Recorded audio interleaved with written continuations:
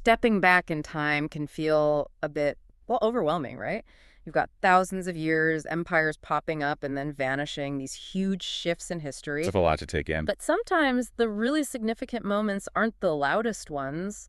They're kind of hidden away in years that seem quiet, maybe even ordinary on the surface. Yeah, that's exactly what we found.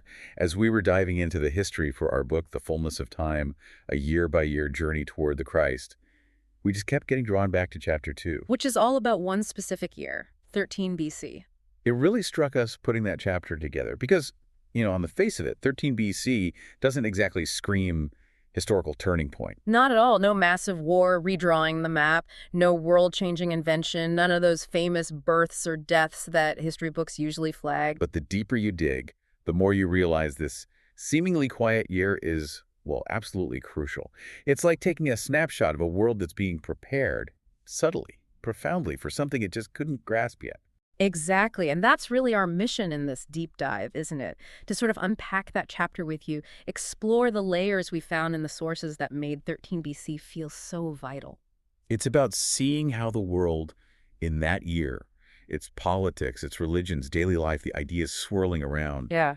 was being meticulously, almost invisibly tuned, inch by inch, you could say, towards the Incarnation. It's this incredible paradox we kept seeing. You have this world that looks stable, ordered, by the sheer might of Rome. Under Augustus, yeah. But at the same time, it's restless, it's yearning for something, and it's unconsciously converging on this divine appointment. So today we're going to dig into that. We'll look at Rome under Augustus, that illusion of his eternal reign. And contrast that with the really unique spiritual tensions happening in Judea, especially around Herod's temple, this huge, ambitious project that was also, in a way, empty. We'll travel sort of mentally to Galilee, look at the quiet rhythms of life there. We'll explore that restless search for meaning across the wider Greco-Roman world. And see how things like roads and language, even how people were watching the stars, were all playing a part. Yeah, it's a deep dive into the why of 13 BC, trying to see that invisible hand at work, even when it's hiding in plain sight. So let's open up chapter 2 together, step back into 13 BC, and see how what we called Empire's dawn was actually setting the stage for a completely different kind of dawn. Let's dive in. Okay, so to really get 13 BC, you absolutely have to start with Rome. It's the dominant force shaping pretty much everything. No question. By this year, Rome wasn't some new kid on the block. It was this vast, established power. And it was operating with what we described in the book as the steady rhythm of empire. That's a great phrase for it. Its systems, its reach, its sheer confidence, it all came from decades of consolidation, really under one guy, Augustus. And Augustus wasn't just a leader by this point. He was the leader, central, what we call the living symbol of Roman order and divine favor. He'd ended the civil wars, which was huge, established what felt like peace, the famous Pax Romana. And he was actively, deliberately remolding the empire in his own image. And his influence wasn't just, in the city of Rome itself. It stretched across this massive territory. We mentioned from the Iberian coast, Spain, all the way to the deserts of Arabia. Just think about the administration needed for that, the military power, holding it all together. Yeah, writing this chapter, we were really struck by how smoothly the machinery of empire seemed to be running by 13 BC. It just operated with this confidence, the kind you only get after decades of stable, centralized control. And that stability, it fed into this really powerful story, didn't it? This narrative, what we called an ever-deepening illusion that time itself belonged to Caesar. Exactly. History was starting to be measured by his reign. Public life was structured around his orders, his initiatives. The very sense of permanence felt tied to his authority. From a purely human viewpoint, his power looked absolute, almost, eternal. But here's the twist. The big paradox that really underpins the whole chapter. While Rome was busy marking time by Augustus, writing everything down according to the years of his rule, our research just kept pointing somewhere else. It showed that 13 BC belonged not to Augustus, but to the God who governs the rise and fall of nations. So this year, which looked like it was all about imperial power, was actually, as we put it, just another thread in the invisible tapestry of preparation. A world being subtly tuned inch by inch toward the arrival of its savior. Rome's power, its stability, as imposing as it was unintentionally serving this much bigger, unseen purpose. And Augustus's power wasn't even static then, was it? In 13 BC itself, the Senate in Rome kept giving him even greater honors, cementing his unique position. Right. And one of the key things for him that year, one of the events we focused on, was his mission to Gaul, modern France, basically. And as we described it, this wasn't about grabbing new territory. It was a mission not of conquest, but of consolidation. Yeah, he was traveling, organizing the provinces, making sure everyone was loyal, really integrating those outer regions into the core of the empire. So even when he's just doing what sounds like administrative travel, Augustus is embodying something much bigger. He's the embodiment of imperial destiny. The book highlights how his movements weren't just about logistics. They actually shaped provinces, redirected economies, inspired monuments, and redefined loyalty wherever he went. His physical presence was a statement, reinforcing Roman identity, Roman control. And a huge part of that control was his image, his public image. Oh, absolutely crucial. As we looked into the period, it became so clear that Augustus's image was, as we wrote, more than a face on coinage. Much more. It was this carefully crafted symbol, an icon of peace, prosperity, and divine sanction. He wasn't just presented as a ruler, but as someone bringing blessings, someone favored by the gods. And this deliberate messaging, it fueled the growth of the cult of Augustus. Yeah, we saw how temples dedicated to him would just spring up all over the place. And they often did this clever thing where they merged local gods with imperial propaganda. Creating these ideological outposts for Rome across the empire, designed to build loyalty, spread this idea of Augustus's almost divine status. And in the Hellenistic East, places with older traditions of treating rulers like gods, this cult was embraced with fervor. It slotted in relatively easily. But then you look at Judea. Yeah. And as we detail in the chapter, in Judea, the silence grew deeper. The contrast is just so stark. While the East is sort of folding Augustus into their existing beliefs, in Judea, that tension between Roman dominion and Jewish monotheism pressed ever harder against the hearts of the people. For those holding tight to the covenant, to the Torah, there was just no room for compromise on this. Yeah. They knew deep down their God was not Augustus. And maybe even more importantly, their hope was not Rome. This created this unique spiritual pressure cooker right there in that specific corner of the empire. Okay, so shifting focus now from the imperial power center, let's zoom in on Jerusalem, specifically Herod the Great's temple. In 13 BC, this thing is still a massive construction site. Yeah, it's very much underway. Stone by stone, Herod's expanding the courts, making the outside gleam with new stone, really pushing the limits of Judean engineering at the time. He wanted it to be one of the wonders of the world. And as we researched Herod for the book, his motive seemed pretty clear. He was always looking for legitimacy through piety and stability through spectacle. He wasn't universally loved, was he? Being an Idumean appointed by Rome, not exactly the traditional Jewish king. Right, so building this magnificent temple was partly a strategic move, show reverence for their god, maybe win some favor, but it was also about boosting Jerusalem's status and his own importance by attaching himself to this incredibly grand project. So the temple had this strong dual identity. On one level, yes, it's the place for worshiping the one true God, the absolute heart of Jewish religious life. But it was also, undeniably, a political monument, a statement of Herod's power, his ambition, his connections to Rome, built to impress everyone, Jews and Gentiles. And yet, for all that physical splendor, all that gleaming stone, the spiritual reality was marked by this profound sense of absence. We really emphasize this in this chapter. The presence of God had not returned. That's critical. Ever since the Babylonian exile, centuries before, the Shekinah glory, that tangible, visible presence of God that filled the tabernacle and Solomon's original temple, it was gone. The Holy of Holies stood empty. The Ark of the Covenant was gone. The most sacred spot on earth was vacant. Pilgrims still came, of course, flocking to Jerusalem for the big festivals, Passover, Sukkot, Pentecost, just like they always had. They performed the daily sacrifices, all the rituals the law required. On the surface, everything looked meticulous, grand even. The external forms of worship were running like clockwork. But underneath all that activity, the processions, the prayers, there was this deep, shared ache. A question that had been hanging in the air for generations. When would God speak again? When would he act? The machinery of worship was going, but that vital, living connection felt distant. And this spiritual tension, this fragmentation, it wasn't just inside the temple complex. No, beyond the temple walls, Hmm. as we put it, the spiritual fragmentation of Judaism continued to deepen. You had these different groups, each with their own take on the law, their own vision for the future, trying to figure out how to live under Roman occupation. You had the Pharisees, for one.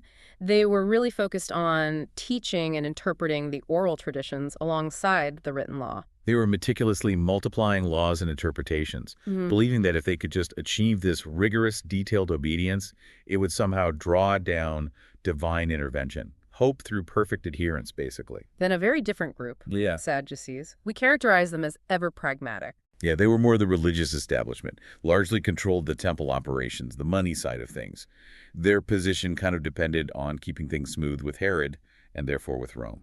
So their focus was often more on managing the current political situation, prioritizing stability, maybe less emphasis on, intense spiritual fervor or imminent messianic hope compared to others. And then the third major group we looked at were the Essenes.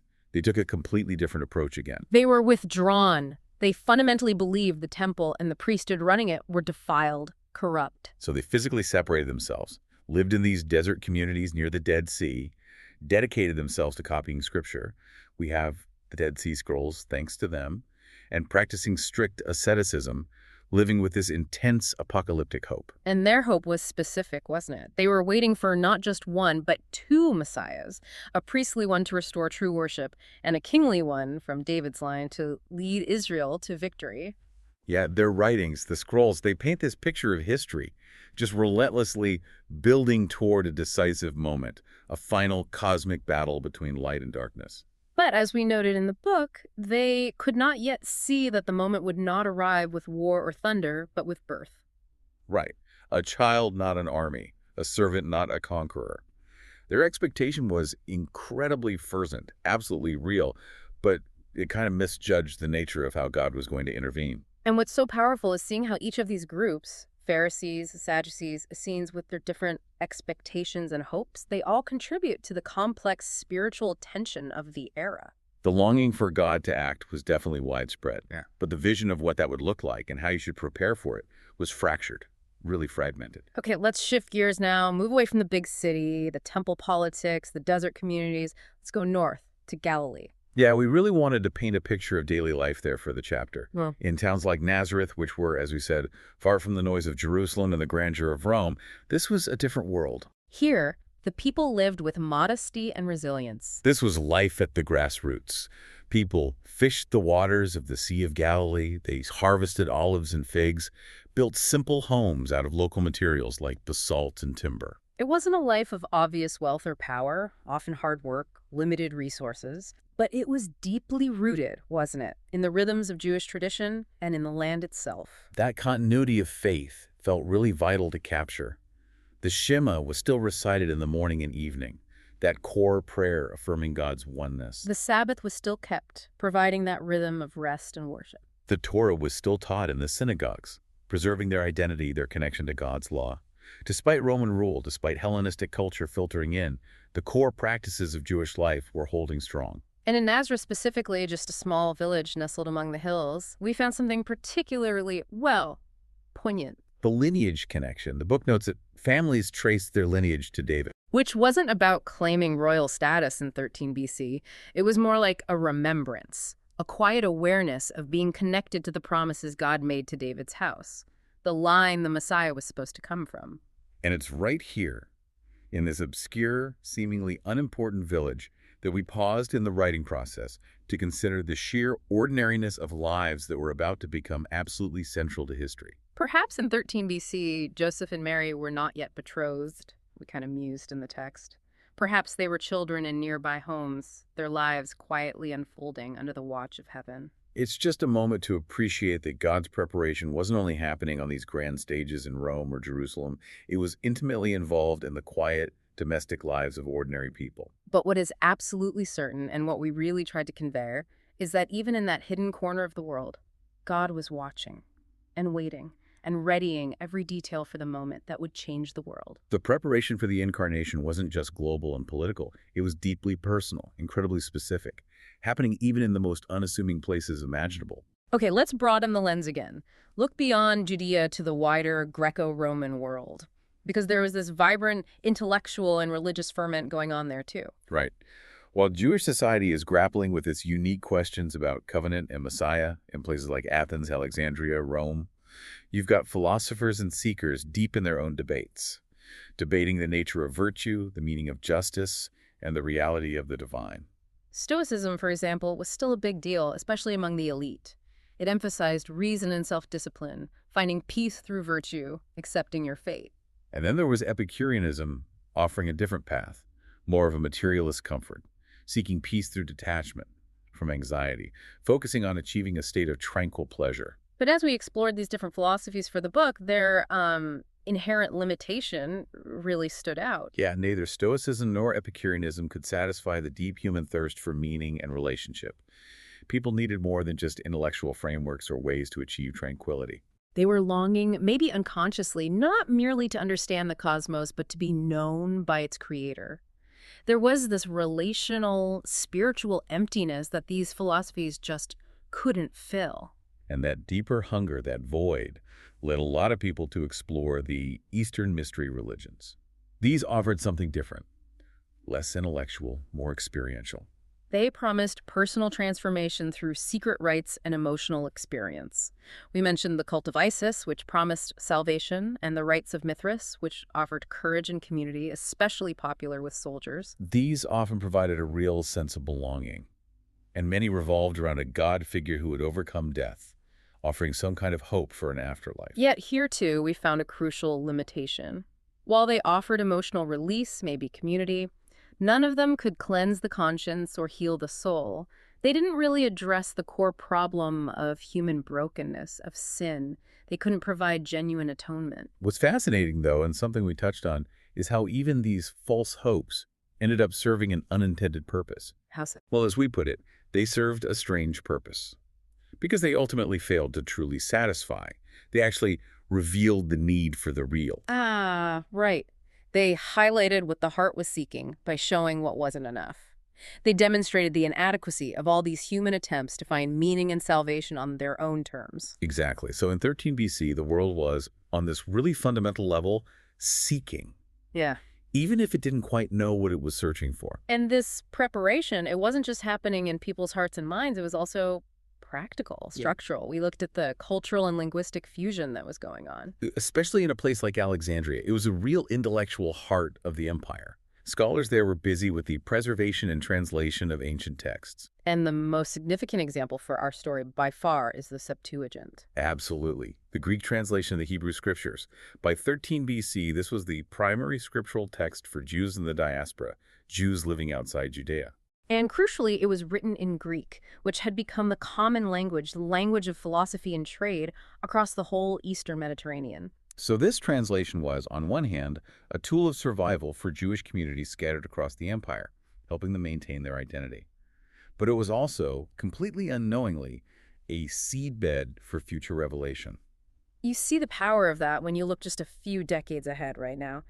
As we noted, when the apostles would one day quote Isaiah, the Psalms, and Deuteronomy to their Greek-speaking audiences, it would be the Septuagint they referenced. Think about those scribes in Alexandria in 13 BC, diligently working, preserving the words of prophets long dead. They had no idea they were laying foundations for the spread of the gospel. Their careful scholarly work had this profound, unforeseen historical impact. And beyond the libraries and the scrolls, the physical infrastructure of the empire was also accelerating this preparation. Yeah, the famous Roman roads. Roads extended further, creating these incredible networks for travel. They connected not just military posts, but also markets, making trade easier, allowing people and ideas to move like never before. Aqueducts and amphitheaters transformed cities, drawing people together, making them centers of population, commerce, culture. And language, too. Latin spread westward as Greek held firm in the east, creating these large zones of common language.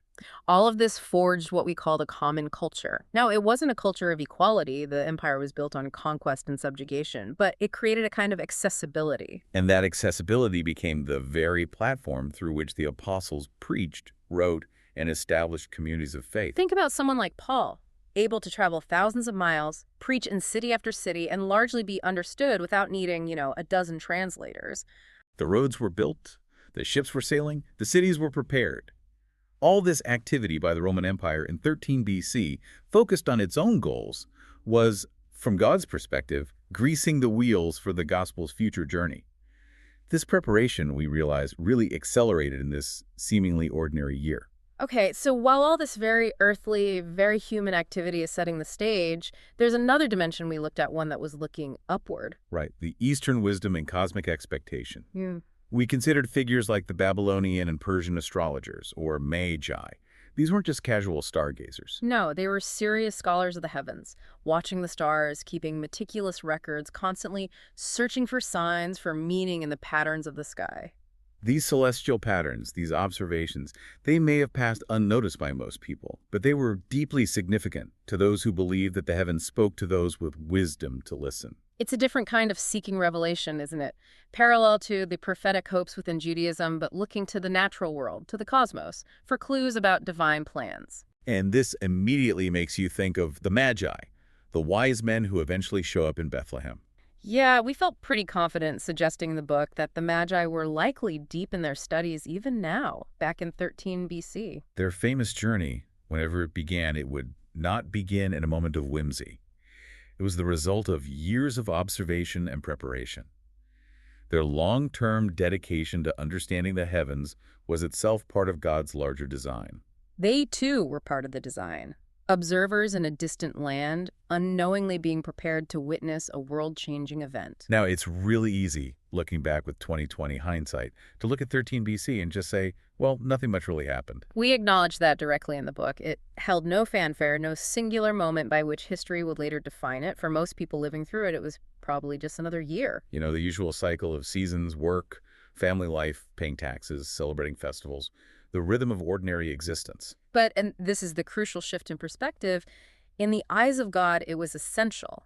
That highlights the huge difference between how humans see time and how God works within it, his unfolding purpose. From God's viewpoint, every day, every decision, every prayer, every injustice, every act of faith was caught up in the flow of divine intent. So it wasn't a pause button, it wasn't a gap year in history, it was active preparation. The world was being prepared, slowly, faithfully, unforgettably. The very ordinariness of 13 BC was the fabric God was working with, weaving that intricate, invisible tapestry of readiness we talked about earlier.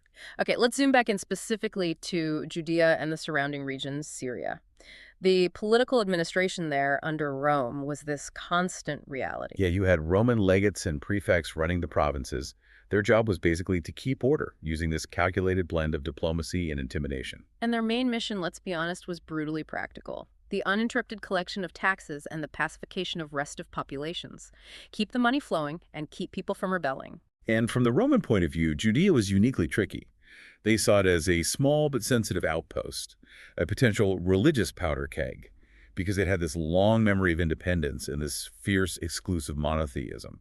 It wasn't like other provinces that just sort of blended in more easily. By 13 BC, you had a generation growing up who'd only ever known Roman rule, or Herod acting as Rome's client king. But, as we noted, the older ones remembered the Hasmonean dynasty, that line of Jewish kings and priests who had successfully fought off Greek rulers and governed an independent Israel for a while, before Rome came along. And that memory, it didn't just disappear, it kindled a quiet nationalism among the younger generation, a longing for self-rule that was always kind of simmering just beneath the surface. However, it's important to note that in 13 BC specifically, outright rebellion was not yet ripe. The conditions weren't quite there for a big uprising. So what was the response from many Jewish people? It was to look inward and upward. Exactly. They focused on spiritual disciplines. They fasted, they prayed, they studied, they waited. This wasn't passive waiting, though. It was an active spiritual preparation, rooted in their covenant with God, rooted in their hope that he would intervene. And absolutely central to all that waiting, all that spiritual focus, was the idea of Messiah. Yeah, this wasn't some fringe idea or abstract theological concept for them. As we described it, it was not a myth to them. It was a promise. Deeply embedded in their scriptures, in their whole understanding of God's plan for Israel's future. Now, their specific ideas about who the Messiah would be or what he would do varied, right? Definitely. Some pictured a warrior king who would crush Rome. Others may be focused more on a priestly figure who would purify the temple, others a judge who would finally bring true justice. But despite those differences, there was this shared, powerful conviction that he was coming. This collective expectation, even with all its different flavors, created this spiritual climate of, well, readiness for God to act. And that expectation wasn't just floating in the air, it was constantly reinforced, kept alive by the regular reading and study of prophetic texts in synagogues. We really wanted to capture the vitality of this in the chapter. It wasn't like reading dusty old documents. The scrolls were opened, and voices echoed with the words of the prophet. People were hearing Isaiah with his vision of the suffering servant. They were hearing Micah foretelling a ruler from Bethlehem. They were hearing Daniel with his cryptic visions and that promise of a kingdom not made by human hands. These were not ancient curiosities. They were living texts, we wrote. They were seen as speaking into a present filled with uncertainty and a future bursting with hope. Every time those words were read aloud in a synagogue in 13 BC, it mattered. It wasn't just memory, but expectation. We described it as each recitation was a rehearsal for a fulfillment. They were speaking the promises, thinking about them, keeping their hearts and minds oriented toward God's coming deliverance. And there's that poignant contrast again, hidden within the prophecies themselves. While so many people were longing for a Messiah to overthrow Rome by force, The deeper fulfillment pointed somewhere else, not through the overthrow of Rome, but through the submission of the Son. That subtle thread within their own sacred texts was hinting at a totally different kind of kingdom, operating on a completely different principle. Now, speaking of Rome again, it's so important to hold that contrast in mind. The image Rome projected versus the underlying reality. Augustus was a genius at external peace and propaganda. We mentioned earlier his mission to Gaul. Back in Rome, in 13 BC, construction was underway on the Ara Paxis altar of peace. This wasn't just another public building. It was a major statement about the Pax Romana. Its intricate carvings, the reliefs, were pure, deliberate propaganda, designed to portray divine favor, fertility, and harmony under imperial rule. As we wrote, it was a masterpiece of both art and propaganda. The message couldn't be clearer. Under Augustus, the world is ordered, fruitful, blessed by the gods, and at peace. But that glorious image was only half the story. As we highlighted, the often brutal reality was that this peace was enforced by legions, maintained through fear, and it was largely silent about the poor, the enslaved, and the conquered peoples who made the empire run. It was, in many ways, a peace without justice, harmony without healing. The prosperity wasn't shared equally. It was built on the backs of the marginalized, the conquered populations. And that stark contrast between Rome's vision and the kingdom that was coming could not have been sharper. Rome offered this top-down, imposed, superficial order. The kingdom Jesus would announce offered real justice, deep healing, and a peace rooted in inner transformation, not military force. And yet, the great irony, the very systems Rome built to maintain its order were completely unintentionally setting the stage for that true kingdom. Yeah, we've spent a good chunk of the chapter exploring this unknowing preparation, embedded in the everyday structures of commerce, law, language, and education. Take commerce, for instance. Those vast Roman trade networks. Ships bringing grain from Egypt, oil and wine from Spain and Italy, cloth and spices from the East. This did more than just move stuff around. Right. Trade brought not only goods, but ideas. The constant mingling of worldviews in the port cities and the marketplaces, it created this environment where new ideas could take root and spread relatively easily. We realized that the gospel's universality, this message meant for all people, not just one ethnic group, would make sense in this interconnected world. And its promise of real hope, real forgiveness, would appeal strongly to a world that was, as we discussed, already wearied by false gods and empty rituals. A world whose spiritual hunger was maybe even sharpened by seeing all these diverse beliefs that still fell short. Then you have Roman law and administration, the governors, the courts, the tax system. These structures, influenced by thinkers like Cicero, created a kind of legal grid across the empire. And these same structures would later both protect and then challenge the earliest Christians. See it all through the book of Acts, right?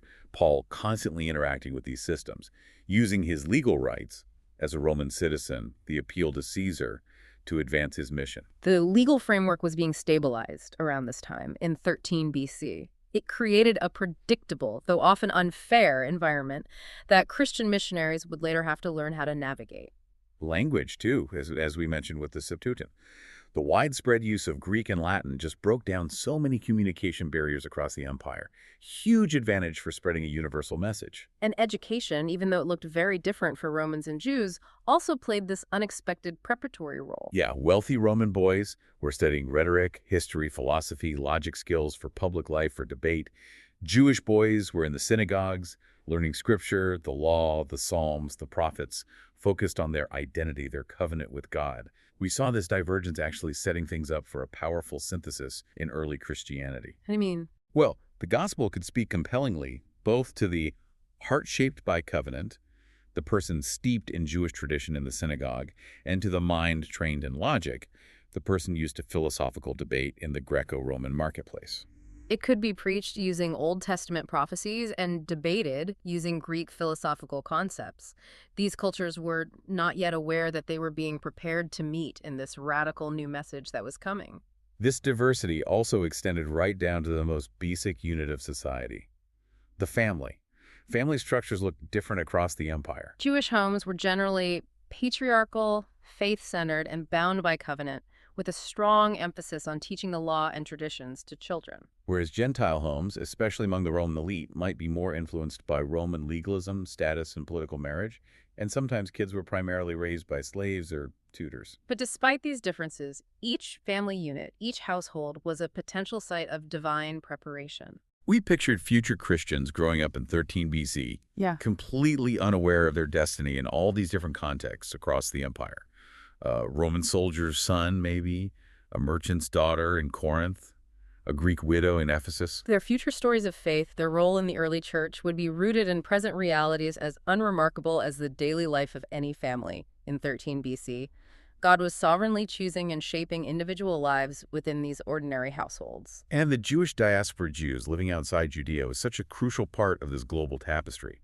You had established communities in major cities all over, Right. Egypt, Asia Minor, and even in Rome itself. They faced that constant tension, didn't they? The challenge of assimilation versus remaining faithful to their traditions, the synagogue, dietary laws, Sabbath observance, circumcision. Right. They were often respected for their ethics and discipline by their Gentile neighbors, but sometimes also resented for being different. But their future role in spreading the gospel was absolutely indispensable. As we wrote, their synagogues would become the first mission fields for the apostles like Paul. They provided a ready-made audience, people already familiar with the scriptures. Their existing scripture understanding meant they were perfectly positioned to become either the first converts or the first challengers of the Christian message. In 13 BC, they were just living their faith with hope not yet fulfilled, scattered across the Roman world, waiting. And within those diaspora communities, and also among Gentiles who were curious, you had the God-fearers. Yeah, these were non-Jews who were attracted to Judaism. They might attend synagogue services, admire Jewish ethics, maybe observe some practices, but hadn't fully converted. They were already leaning toward monotheism, already becoming attuned to the voice of Scripture through their contact with Jewish communities. We called them fertile soil for the gospel. People whose spiritual journey had already brought them right to the doorstep of the message the apostles would bring. Okay, let's circle back one last time to that quiet village, Nazareth, and think specifically about the specific preparation of Mary and Joseph. Because their lives in 13 BC, as ordinary as they seem from the outside, were lives of ongoing preparation and selection by God. We really wanted to emphasize their ordinary faithfulness, just living a life of ordinary virtue. This wasn't about public recognition or heroic deeds in 13 BC. It was about quiet integrity, consistent devotion, simple obedience in their day-to-day lives. And here, maybe more clearly than anywhere else, you see the mystery of divine choice. God's selection process wasn't based on worldly criteria, status, eloquence, wealth, reputation. No, it was according to the heart. Mary's heart, though unknown to the world around her, was already known in heaven. Her life, so quiet and unspectacular from a human perspective, wasn't random. It was an act of design. She was being prepared through the very fabric of her ordinary existence to do the impossible, to bear the uncontainable within the fragile, to carry God himself. And Joseph's formation was just as intentional. He was being shaped into a man of labor, integrity, inner strength. Yes, his Davidic lineage mattered for prophecy, but his reality was that his hands were calloused, not royal. His days were spent carving, measuring, building, the practical, demanding work of a carpenter. And the book highlights why this kind of man was needed. God needed someone who would listen to God in dreams, someone who would protect without recognition, someone who would simply obey without needing an audience.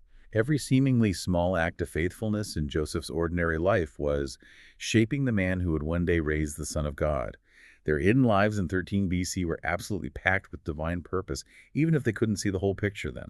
And all of this, the political situation, the religious searching, the philosophical debates, the personal lives, it all underscores that widespread, restless search for meaning and spiritual expectation that seemed to permeate both Roman and Jewish society back then. In Rome, as we talked about, the official temples might be full, but they felt increasingly empty of meaning for many. People were asking fundamental questions about life, suffering, destiny, that the old gods and rituals just couldn't answer anymore. They were seeking justice laws couldn't deliver, longing for a hope myths couldn't sustain. And we saw this growing dissatisfaction as being in itself a form of preparation. A world that had kind of exhausted its own answers, that was becoming disillusioned with its own false hopes, was being emptied, in a way, made ready for the true and living God. The philosophies, the mystery cults, the official state religion, they were all proving insufficient to hold the weight of human need. And in Judaism, the longing was maybe more focused, more specific.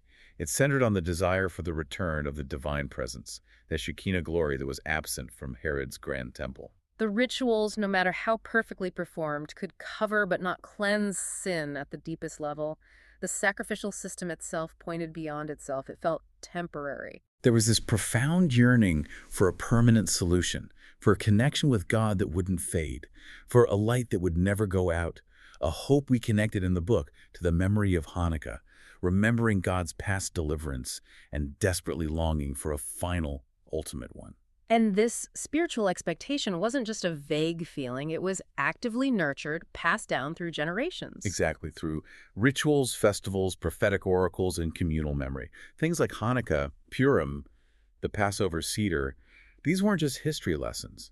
They were acts of remembering God's faithfulness and keeping hope alive for future action. Reading those old prophecies about a new covenant, about a coming king, it fueled this expectation. Even things like the Sibylline oracles circulating, maybe not official scripture, but they reflected this cultural appetite for dramatic change, for divine intervention. There was this tangible feeling that something was missing, a sense that the present order wasn't final.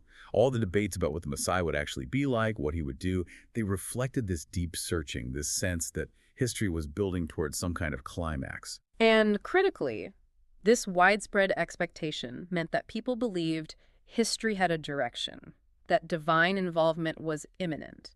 The world, in a spiritual sense, was holding its breath.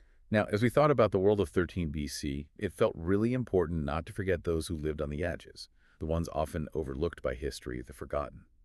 People like lepers, beggars, slaves, their daily lives were often just about survival, pain, and waiting. Invisible to the powerful, often excluded even from mainstream religious life. But the profound truth we kept encountering in the context of the coming gospel was that it was precisely for them that the gospel would shine brightest. The kingdom would begin with them. When Jesus eventually begins his ministry, his core message, the Beatitudes, pronounces blessing specifically on the poor, the meek, the mourners, the very people in that position in 13 BC. Their social status, or lack thereof, was irrelevant to God's plan. As we noted, their place in the story was honored by God before it was acknowledged by men. Their suffering, their marginalization in 13 BC, was part of the exact human landscape that the Savior was coming to address, to heal, to redeem. Okay, let's tie back one more time to those big, visible structures, the Roman and Herodian legal, administrative, and architectural projects. Yeah, the ongoing legal debates in Rome, the policy decisions, the sheer bureaucracy of the empire, it all worked to solidify Roman law and administration across the map.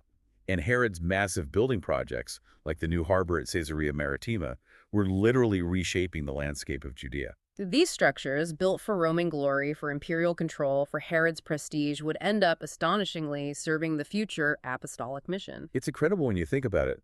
The very altars and arches built to celebrate Roman power would become the backdrop for courage, for early Christians proclaiming a different king altogether. The roads and postal routes Rome built for its legions and administrators would literally carry epistles and evangelists spreading the gospel message. And even the framework of Roman legal protections, like Paul's ability as a citizen to make that appeal to Caesar, would at times provide crucial, if temporary, safety for missionaries trying to get the message out. It's such a powerful irony, isn't it? Rome imagined itself eternal, building these huge monuments to its own everlasting power. But as we put it in the book, the seeds of something truly eternal were being quietly sown in the hearts of people who had no power, no title, no fame. Rome's own infrastructure became the unwitting highway system for a kingdom that would ultimately outlast the empire itself. Looking at the whole picture, the broader atmosphere of the ancient world in 13 BC, we really felt this sense of a cosmic pause. What do you mean by that? Well, empires were consolidating, not rapidly expanding in the same way. Philosophies were being refined, debated. Religions were kind of syncretizing, borrowing from each other. It felt a bit like a waiting room of history, a moment of relative global calm, maybe, an intense internal preparation before something huge happened. And into this apparent stillness, this vacuum, God would eventually step. Mhm. But, as we kept reminding ourselves, not yet. In 13 BC, the waiting continued. Even the natural world seemed part of this quiet anticipation. The stars, well, there wasn't a famous star of Bethlehem recorded that specific year, but the same constellations watched over Bethlehem, as always. Nature's cycles just kept going. Shepherds were out tending their flocks, the seasons turned. Even nature, in its quiet way, was bearing quiet witness to the invisible hand of providence. And this timing wasn't because God was slow. It was about divine timing. We really stressed that God wasn't delayed. He was precise. Each event, each system, each life had its place in this incredibly intricate plan. He was unfolding. God was content to wait, it seems, for the right alignment, not just of planets, but of politics, of people, of prophecy. Everything had to be perfectly in place. So the silence of 13 BC, that apparent lack of dramatic world-changing events that year, it was not empty. It was the silence of preparation, of orchestration. It was like the divine breath being held before the exhale of incarnation. Of course, the people living through it, immersed in their daily lives, their struggles, their hopes, they couldn't possibly grasp the full significance of their time. No way. But above all of this, a promise hovered, that ancient promise of a coming Messiah, held in the collective memory and the fervent hope of a people waiting for God to act. So let's bring it right back to that core idea, the one that really shaped Chapter 2 for us. 13 BC presents us with this absolutely compelling central paradox. Yeah, you have a world outwardly at peace, seemingly settled and ordered under the strong hand of Augustus Caesar. But it's simultaneously inwardly restless, filled with this deep, unmet spiritual hunger, this searching for meaning. And all of it, every political maneuver, every religious ritual, every trade route, every quiet prayer, was unconsciously converging toward divine intervention. The stable surface was hiding this powerful undertow, pulling history towards a revolutionary moment. Which reveals what we came to call the holiness of hidden work. There's something sacred about these seemingly quiet years, isn't there? Years like 13 BC that don't make the headlines but are utterly essential. It's marked by that silence, longing, and anticipation. Its greatness was totally invisible at the time, but it was absolutely essential for everything that was about to happen. We started seeing 13 BC not as a gap or a pause, but as rich soil, as a quiet crescendo building towards the single most significant moment in all of human history. As we wrapped up the chapter, we put it this way: 13 BC was not a delay, it was a design. It was a turning of the soil, a watering of the roots, a quiet pulse in the body of history. You could almost feel the heartbeat of heaven was growing louder, even if the world couldn't quite hear it yet. So to sum up this whole deep dive into chapter 2, 13 BC did not see the Christ walking the earth. That moment hadn't arrived. But its role was absolutely indispensable. It made room for him, it shaped the stage, it stirred the hearts, it deepened the hunger. And that, in the providence of God, is the work of preparation. Wow. So we've really journeyed through 13 BC, haven't we? From the heart of Roman power with Augustus and his growing cult. To the complexities of Herod's temple in Jerusalem, that mix of grandeur and spiritual emptiness, and the fractured hopes within Judaism. Out to the quiet villages of Galilee, considering the lives of ordinary people like Mary and Joseph. Across the philosophical and religious landscapes of the wider Greco-Roman world, seeing that restless search for meaning. And tracing how practical things like language, roads, trade networks, even the watching of the stars were all part of this vast, intricate preparation. A preparation that was both global in scale and incredibly personal and specific, right down to individuals in Nazareth. I think the main takeaway for us, the insight that really lingered after researching and writing about this specific year, is that even the moments that seem most ordinary, most uneventful on the surface of history, are often crucial links in God's unfolding plan. Yeah, the significance usually isn't obvious at the time. Mm. It's woven into the fabric of daily life, into political structures people take for granted, into spiritual yearnings they might not fully understand. You Hmm. can often only really appreciate the role these quiet years played when you look back. And that really makes you wonder, doesn't it? If 13 BC, a year with no obvious headline-grabbing historical drama, was so utterly essential for the single greatest event in history, well, what unseen preparation might be happening right now? Hmm. In the quiet moments, in the routine days, in the complex structures of our own world today, or even, in your own life. How might the hidden work of God's providence be unfolding right now, preparing the way for something you can't yet see? It's a powerful thought to just sit with, isn't it? The nature of how God seems to work in history. It's often quiet, patient, meticulous, and ultimately completely irresistible in how it unfolds. The fullness of time doesn't just arrive out of nowhere, it builds, piece by piece, year by seemingly ordinary year. According to a wisdom that just transcends our human understanding, our expectations, always moving towards his perfect purpose. It's just a profound reminder, I think, that any moment, even the most seemingly mundane one, holds a potential significance that we might never fully grasp in the present.